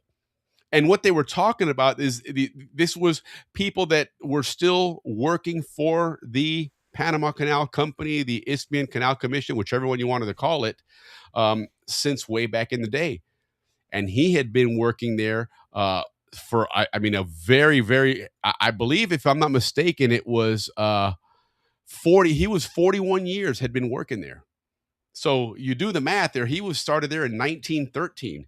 You think about it, the canal it hadn't even opened yet, and he's already working there. And here we are later on in what we consider the heyday of the canal zone, where it's already, the canal's already been built, it's been operated. They even tried to expand it a little bit here. Now you're into the 50s, and here this guy's still working in the canal zone, and left obviously a great legacy with kids and grandkids and great grandkids that we grew up with. So that was just a really cool article. A couple of things they talked about on there was the Elite 41. They said only 41 employees earned the fourth bar on that Roosevelt medal that we've learned about from Dave Dahlstrom, the Canal Zone historian. And each one of those bars represented 10 years of work, of service. And so if you had 4 bars, you'd been there 40 plus years, and only 41 people had been able to achieve that, which is pretty amazing. And by 1954, only 12 of these medal holding employees remained in active service. There may have been others that were still alive, but they were still continuing to work for the Canal Zone and the canal. There was a dozen of them in 1954. That's kind of a great legacy. And of course that Roosevelt medal, as they mentioned there, recognition is part of working in that construction. It was a big deal. It was a really, really big deal. So I just thought that was really, really interesting to come across that. And then, and I do that often when I see those things and they're recognizing people. I've learned to now go through the names and see which ones you recognize and find out if it's got a connection to someone we know now, because we've seen that a lot of people do have some really extensive legacies in the Canal Zone that go over 100 years. We know the Smith family, predates the Canal Zone in the Panama Canal. So it's really cool to see that, and that was an interesting article there. Another thing that came across in the 1950s. Okay. Yep. And this was again April of 1950. This is 1958. The Great Changeover. Ricky, you looked this up. What did you learn about this great change here? Well, if you had a bunch of electrical appliances and stuff, you had to probably change them all. Yeah, pretty much. That's a very extensive and very detailed explanation there, Ricky. Thank you. So basically, what happened was in 1958, and I'm not an electrician, so I'm not going to pretend I know how this stuff works. But the one thing that I did come to understand was that your electric motors work on cycles, and there's a certain number of cycles that they work in, and the power source has to match that cycle or it will burn up your motor. It won't run smoothly or run correctly. Bottom line is, in 1958, the Canal Zone government changed to this 60 cycle power system. And what they had to do was not update or modify or upgrade everybody's stuff. They had to replace everything. And so as you see some of the numbers there, 2,661 clocks, 1,512 fans, 2,283 refrigerators had to be replaced. 1,000 plus record players, 1,100 washing machines. So it was interesting. And being that the Canal Zone, unlike the United States, it was an enclave of the United States, but it was all very much government run. You weren't going to run to Sears and Kmart in this place. And, the government took care of replacing everything. It was just part of living in the zone. You just had to go through this. So, but I thought that was just kind of an interesting thing there, because there were some different eras where things changed, like Ricky just mentioned earlier. You go back to 1943 and all of a sudden the traffic changed directions, so there were times when things were going a certain way in the Canal Zone. They set them up that way either because that was what was available at the time, or they thought that was a better idea, whatever the case was. But as the zone evolved, we've learned that they changed a lot of things. In one of our future episodes, we'll cover, how they came up with the decision to come up with these new town sites, when they decided to add, Diablo and, add, Cardenas and stuff. And Cardenas, by the way, was initially for the FAA. It was a air traffic control town. But it was just kind of interesting how they went about this, because it was before our time. But it would be interesting to see nowadays, or when we grew up in the 70s, to suddenly see, hey, take everything out of the fridge. Why? They're coming to bring us a new fridge. Oh, great. We get a new fridge, So I guess in some ways, a lot of people got upgrades, if you probably had a machine for several years, it was nice to get a new one simply because the zone decided to change their power and stuff. So, but the other big thing that came about in this era, and now Ricky's finally going to get his chance to talk about Andrew Eftimitis. Promote my brother's museum. There was a lot of things that in the 50s that were big changes in the world, when it came to electronics. Computers were starting to come around and mainstream, television and things like that. And so one of the things that happened in that era that we learned from this magazine here was that we brought in some new computers to print out cards for people's payroll. Right. And started punching out these punch cards with a bunch of holes punched in them. And that's what you would use as your payroll check for a while there. It was all computerized. Yeah, that's where my dad first worked. And Mr. MacArthur, Dickie MacArthur, Lolly MacArthur, their father was the boss of all that. Oh, right on. Yeah, very that's where my dad first worked at, right out of Canal Zone College. Yep. And also they talk about here, and this was in 1955, the thriving construction era town of Pedro Miguel. They started moving a lot of the official offices, because Pedro Miguel, for a while there, in addition to a lot of the residential area there, had a lot of offices, had a lot of Canal Zone offices and stuff going on. A lot of maintenance there. Yes, absolutely. And because it was right next to the canal, literally, it was right on the water there. Two set of locks too, right between the two locks. Yeah, it was sandwiched between the two locks, and so, but that started to die down, and then of course it had resurrected, I guess you could call it, or kind of came back to life as a residential area later on. But that was kind of what was going on back then. And then something else interesting here that, as we talk about earlier, we mentioned there was a lot of different clubs in the Canal Zone, right? A lot of different associations, organizations to make life fun and enjoyable in the zone. And one of them was in Corzal was a miniature railroad, but it call it miniature, but it was very extensive. It was a model railroad club, right? And they had a lot of really interesting, just the whole model railroad industry. My dad was big time into this. I remember we went through several model railroads as a kid, and they were. I mean, my dad didn't spare a penny on them, right?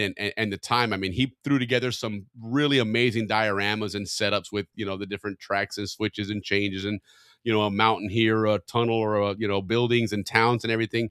And it's kind of interesting that we're talking about that now, and then what Ricky's been chomping at the bit to talk about, which is something Captain Andrew Eftimitis is working on, which is a very interesting project.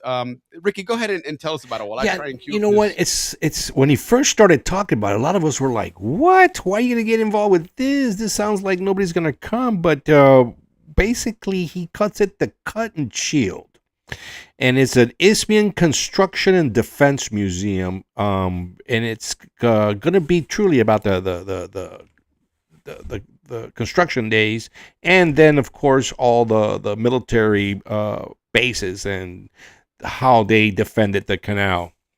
But he is going to be doing this first before to promote the museum. He's going to have this model, which is going to be taking you back to 1911, and he calls it the raw industrial power era of the canal. And it's the model's an 11-mile area and scaled down to 187th. But it's going to be, like it's between Culebra and Paraíso, which we've been talking a lot about Paraíso today. And by the way, Willie, you know that they have their own reunions? Paraíso, Gamboa, Pedro Miguel, and Rainbow City. They celebrate their own reunions. But it's going to be a miniature model of an 11-mile area of all the work. So you guys can get a feel what it was like with all the trains going back and forth and the excavation. And so it's going to be an incredible miniature model of the Panama Canal. And if you see there the triangular roofs, he's already built that model. I've seen it. Yeah, that's actually a photo of the model itself. It's that is a photo of the model? Yes. No way. That's see what I mean? It's incredible. He brought in some people, and he's still looking for some other folks to help him work on this. But he's building the dioramas. With dioramas, basically that whole landscape and made to look, in miniature, to look and resemble the real thing. And I mean, you're talking about using maps where they cover all the elevations, and so his elevations on these things are accurate, right? When you see that climb up there, if it goes up 60 feet, well, he's going to make it 60 feet, and make the contours proper. And like Ricky mentioned, that triangular roof building there, that was part of the initial railroad areas there, and the covered areas where you'd have these coming in, and that's a screenshot actually of a video he shot. But as he shot the video, took his phone and he just kind of went around different angles and directions, and it looks authentic. It looks weathered. It really is a fantastic job that these guys. And the trains are going to be to scale, because one of the things I hate is when people that use trains in their miniature models is the trains are always way bigger in model than and it looks ridiculous. But he's going to have it 187 scale, which is the scale of the trains. So it's going to be something cool. Again, 11 miles. The display is huge. It's like 130 feet by 20 feet. And hopefully he'll be able to first have it like at the airport, right. At the Canal Museum, different places to promote it. But the museum eventually is going to end up in Amador, in one of the 1913 barracks. By the way, remember, his museum is all about 1911, so it's kind of all works out perfectly. Isthmian Construction and Defense Museum, the Cut and Shield. Yeah. Looking forward to that day that we can all hang out there. Of course, there's gonna be places to to buy stuff there. There's going to be it's going to be a extensive. clubhouse, Yeah, diner absolutely. there. It'd be a great place to go and visit, not just walk into a museum and walk out. And there's going to be some Zonian architects involved as well. Sure.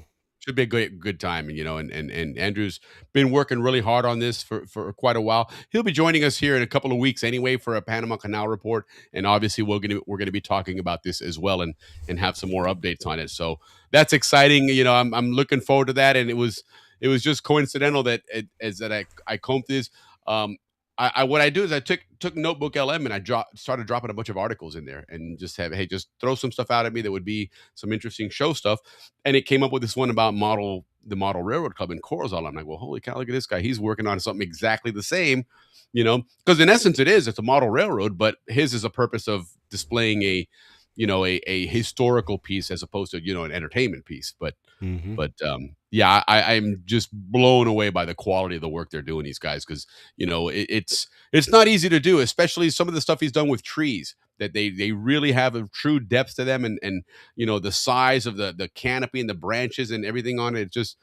It's awesome. I'm looking forward to when this thing gets done and see what that comes out to. Did the Atlantic side towns not have? I was wondering about that myself. He's referring to that power change, that 60. The article only mentioned Balboa, but yet it mentioned the Gatun power station. So I'm assuming it probably did, and maybe that might have been, they left it out. The AI didn't pick up that, but it did list communities by name. Los Rios, Ancon, Diablo Heights, and whatever else. So.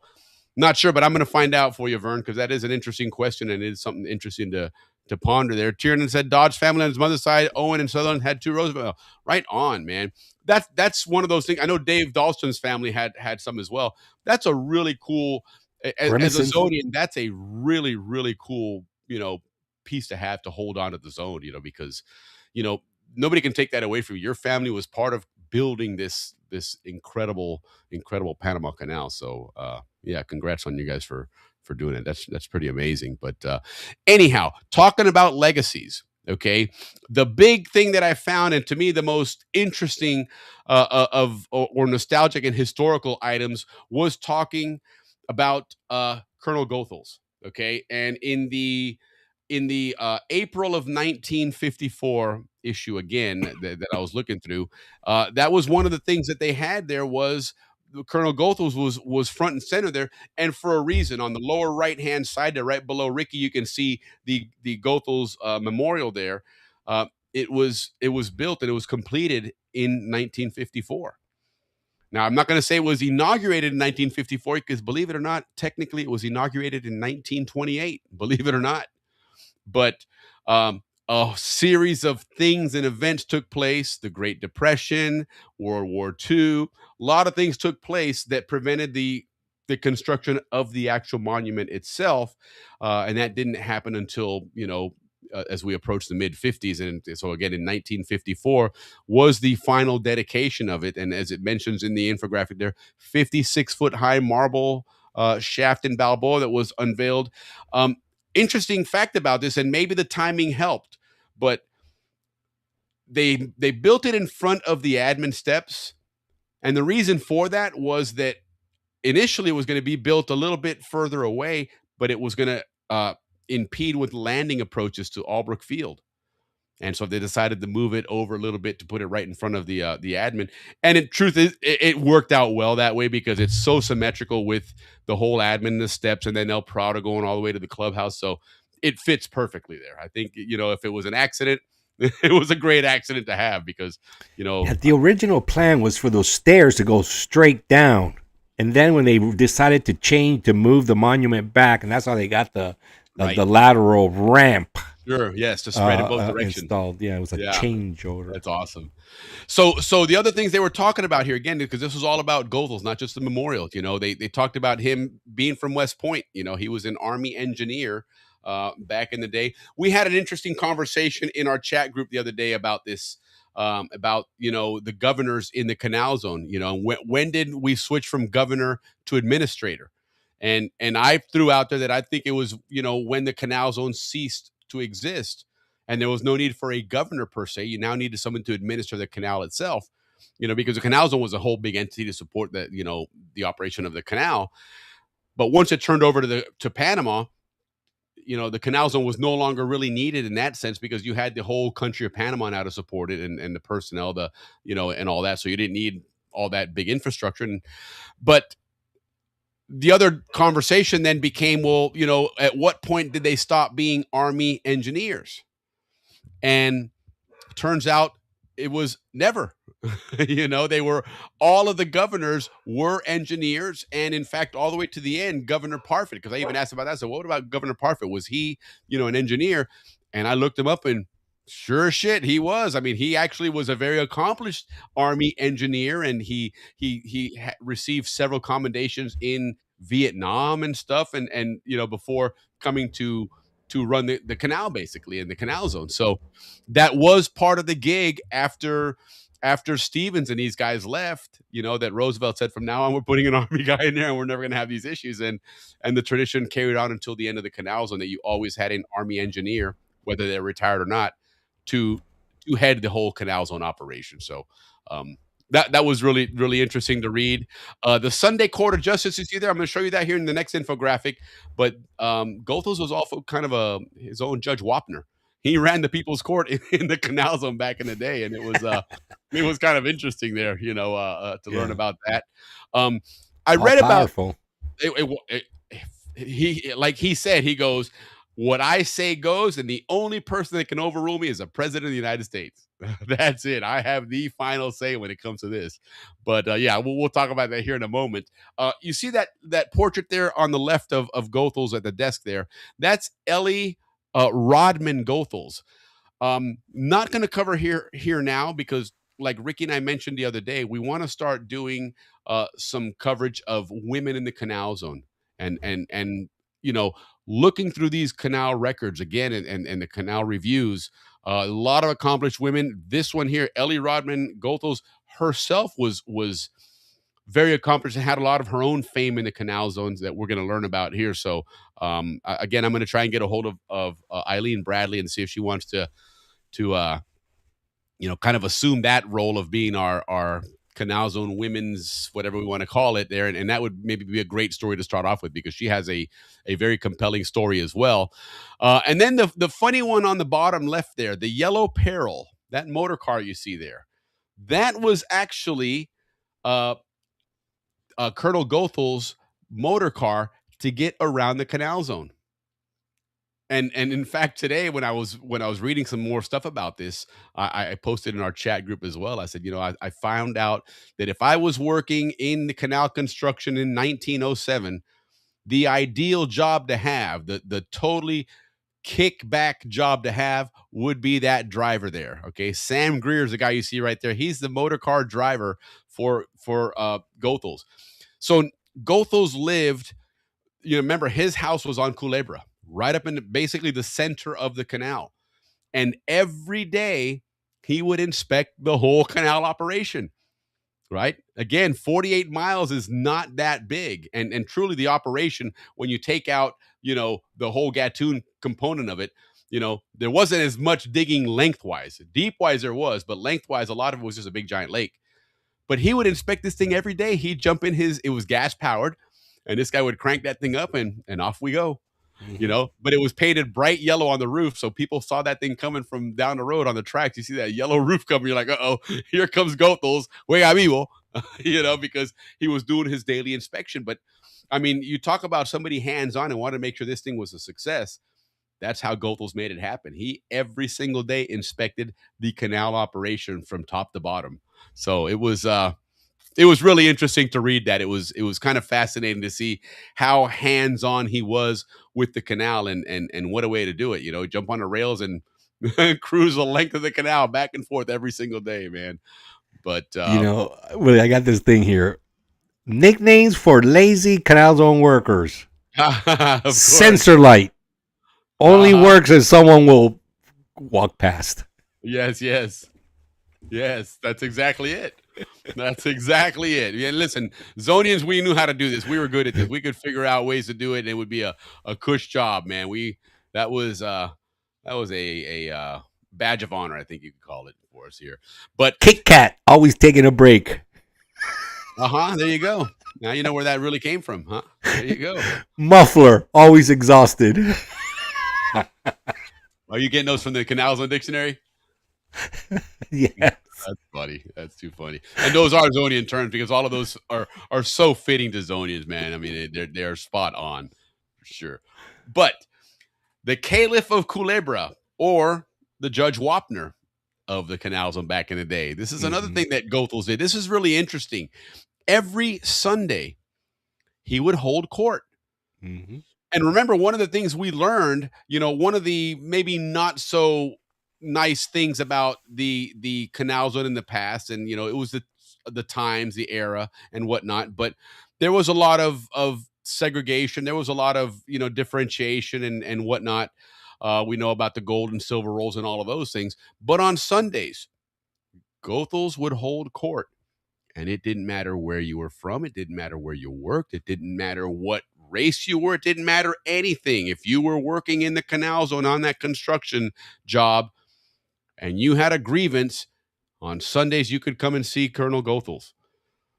And I mean, if you had a grievance with your foreman, that was whatever your grievance was, he would hear your grievances out. Good. And as he said, I had the final word. If you didn't like it, the only person above me is President Roosevelt or Taft, I guess, towards the end there. But, good luck getting a hold of them from Panama. But it's kind of cool that, he didn't let the bureaucracy, override everything. I mean, he part of being a good leader is listening to people, as I always say. And I mean, this is the ultimate listening there when you can say, hey, listen, man, nothing, we're not going to take it in any way, shape, or form. If you got a beef, come and tell us about it, man. See what we can do to make it better, and it shows that even from the top, they wanted to make sure that people, had the best chance to make it good there and make it happen and be successful. So he's also was very much an avid collector of art, and what it was art to preserve the Canal Zone. So this guy, for sure, I can go out on a limb and say that Colonel Goethals would have been a huge, huge fan of Al Sprague, because he was responsible for purchasing a lot of big art pieces that were depicting the Canal Zone and the construction of the canal that hang in Congress and in Panama in the admin building and things of that nature. That a lot of times they paid a lot of money for it, to have somebody commissioned to do these things, but it was important to him that to capture those things. And you remember back in those days, there wasn't a lot of people running around with cameras. You certainly didn't have people with cell phones and cameras taking pictures. So, a lot of what was captured was somebody that had that ability to sit down and real quick grab an easel and sketch something, and then turn around and go home and finish it off or whatever the case was. So art was a big deal to this guy. And so again, I think that he would have been a big fan of Al Sprague, because we've seen what Al Sprague's done to capture, the Canal Zone and the views of the canal and done such a great job of it. And then the last thing that I saw here about Goethals I thought was really cool was, his start. Obviously he went to West Point, but he also worked up in New York in the Port Authority. He was an engineer, right? As he was into building things, tunnels, canals, all that kind of stuff. And so, they honored him there as well, because this guy, you got to remember, the Panama Canal was really, a lot of people will argue, was the coming out party for the United States.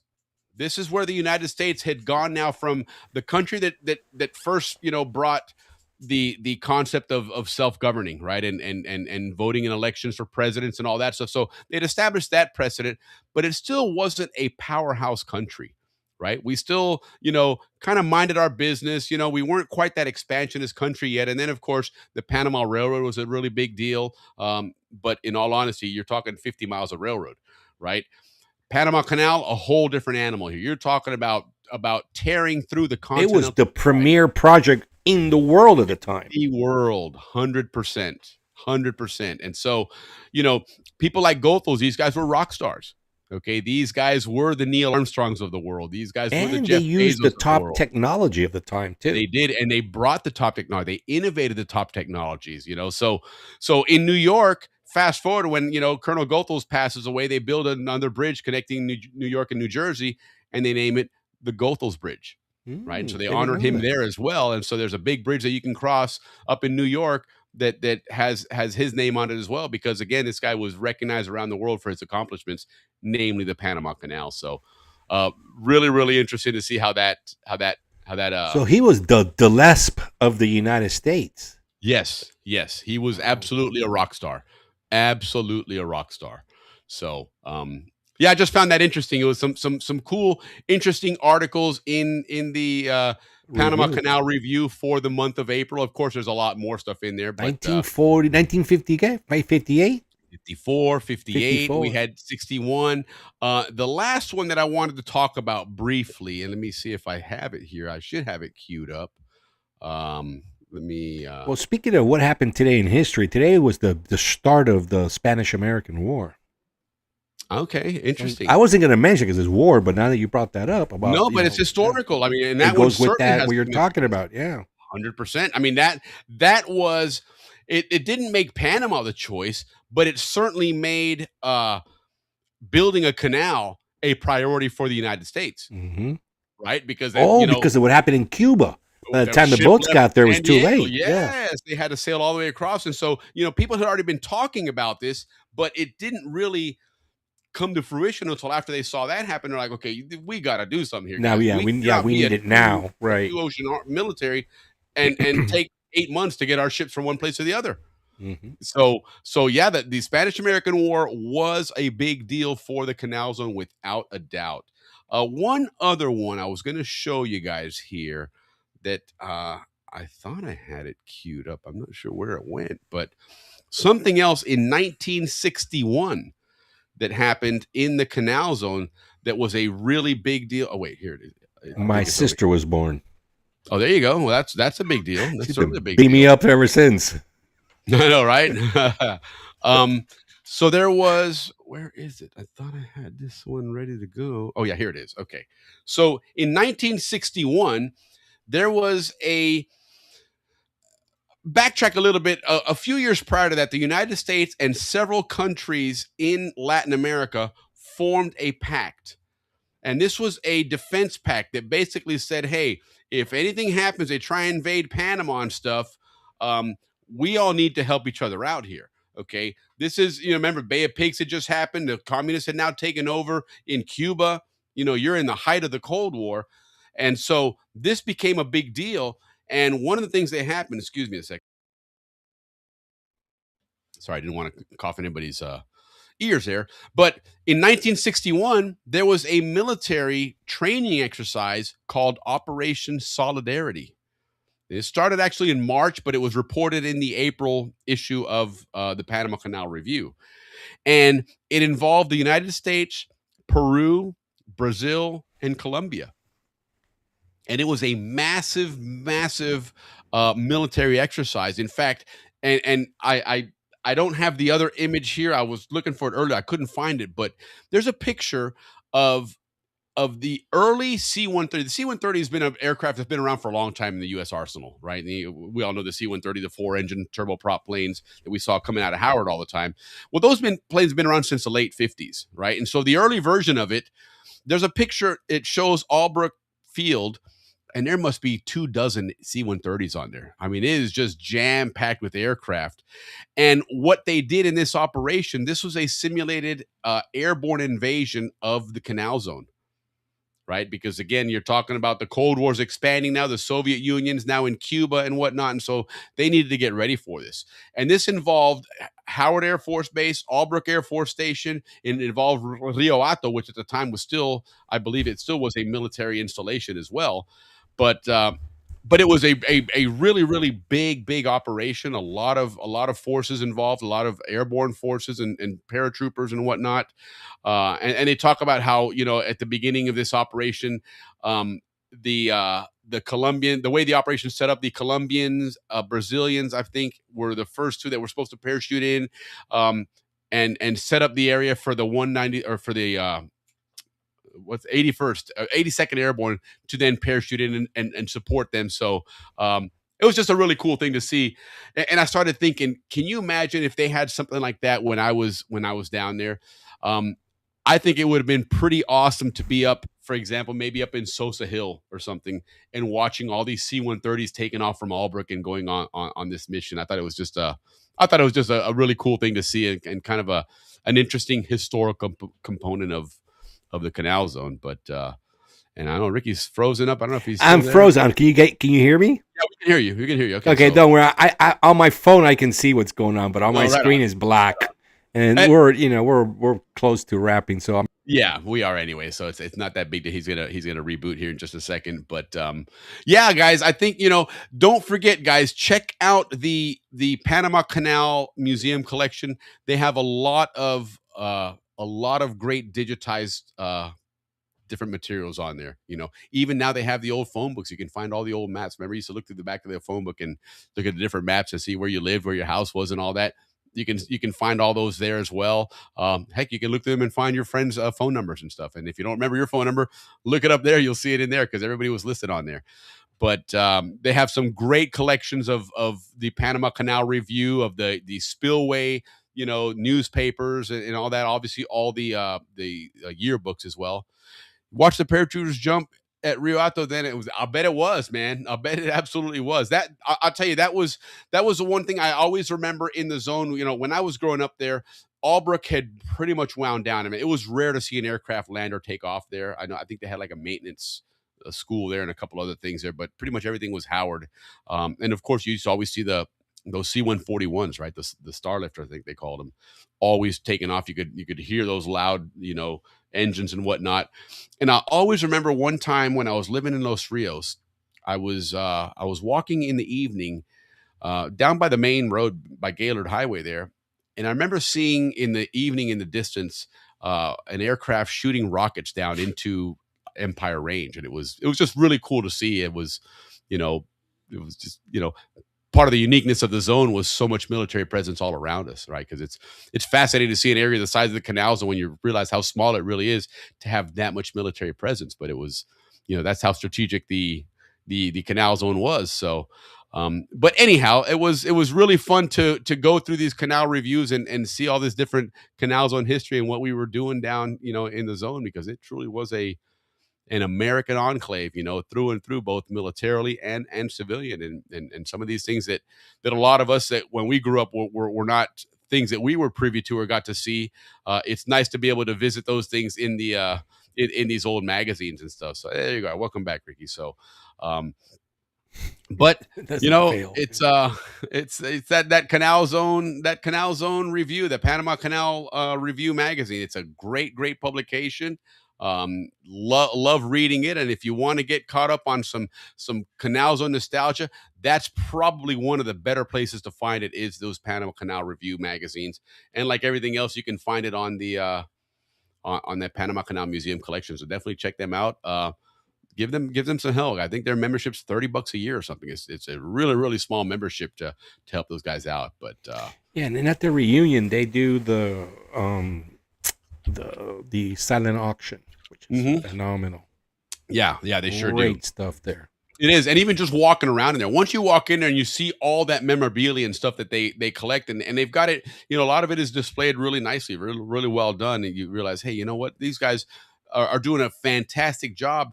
And all it takes to help out is about $30 a year, man, $30-$40 a year. So definitely help them out or send another contribution. Or if you have memorabilia from the zone, reach out to those guys, because they're always looking to collect stuff. And as Ricky pointed out one time, you go to the reunion, you go to the auction, you bid on that stuff, you spend all this money, you win it, you take it home, and a few years later you donate it to the museum, and it goes right back and gets recycled. Let somebody else enjoy it. Somebody else bids, and so you're really renting it. It's kind of the honor system. You're going to rent it for a while, then you're going to give it back. But it's the somebody posted today on Facebook somewhere that they went back to Panama for the first time in many years, and one of the things they mentioned, which is very true, is that as disappointed as they were in the Canal Zone, because it really has deteriorated. I mean, Canal Zone is not what it used to be, not even close. Okay, but the flip side of what he gave compliments to is Panama, how Panama has grown, how it has flourished. It's a beautiful country now. It's a wonderful, very iconic city. It's got so much going for it. The beaches, I mean, Coronado now is just a giant, just like a mini city. It's just a big beach resort. And so, there was a big trade-off there. But either way, like he said, he goes, I was glad I went to see it. I enjoyed it. I'm happy for the Panamanian people. For me, it was seeing Chorrera and Arraiján, how much that's grown. Wow, that blew me away. Incredible. The malls and the highways and the modern those city. Those were towns that we drove through just to go to the beach. you know, and now they're just big metropolises, man, and they're very modern technologies, and it's good for them. I mean, good for Panama. You know, the Canal Zone is what it is. It's gone. We don't live there anymore anyway. So, but if you want to relive it, obviously we'll bring it to you. We'll bring it to you. Andrew F. Tomitis is going to do his part to bring it to you. And we do it every Friday. But again, go to the Panama Canal Museum collection. You can check out all of their stuff there as well. So anyhow, Ricky, let's get ourselves out of here. Let's call it a night. It's we've actually done pretty good here considering, but a few glitches, but 2 hours. I think we went pretty good with it. But end of the month, so we know next week we're going to have Dave Dahlstrom, our Canal Zone historian.